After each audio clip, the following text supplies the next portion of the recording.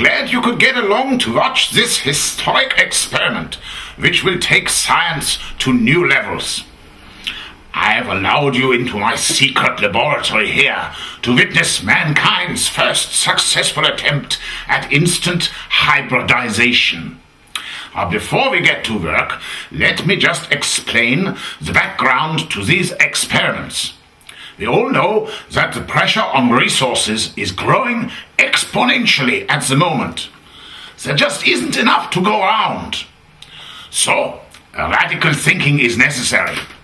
There are organizations reducing the drain on their own resources by getting rid of things for which they have no further use, or which just cost too much to keep.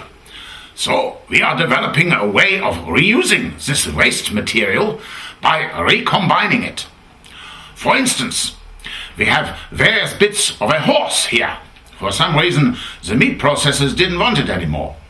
And here we have the torso of a county council youth worker who was no longer required.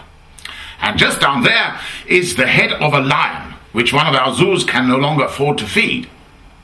Now, the object of this experiment is to stitch all these bits together, and then we will have our own very brave, very fast youth worker who could be deployed onto the streets as soon as one or two simple checks have been made on its safety and efficiency. We cobble all the pieces into one body during a secret process called a meeting. You get the idea? Horse meat, meeting. A very clever nomenclature, I think you'll agree. And then we plug it into this terminal here, which gives it a short, sharp burst of power in the form of a one-off cash injection to get it moving. After that, we just let it out and let it get on with what it does best, providing a shoulder to cry on, winning races and eating people.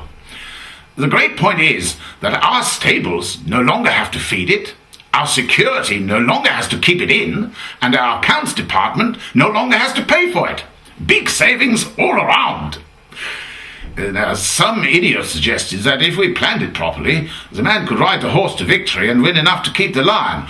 But that would be far too simple, and by the time we thought of it, we only had bits of each of them left anyway.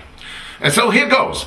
Let's hope the big switch on is the start of a whole new way of providing for our communities within the current financial restraints. Oh dear, poor Dr. Frankenstein.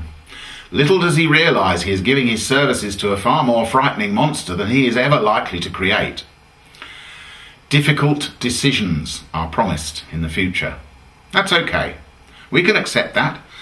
Everyone knows there was this big financial hole and we all fell into it because we weren't looking where we were going. What we can't accept is balmy decisions, trying to force something or someone to do something it's not suited for, just in the cause of saving money or for political reasons. That's not efficiency, that's stupidity. And when it is done in secret, deep underground, so no one can understand how it ever came about in the first place, that is just lunacy. An eerie sight, for my monster from his slab began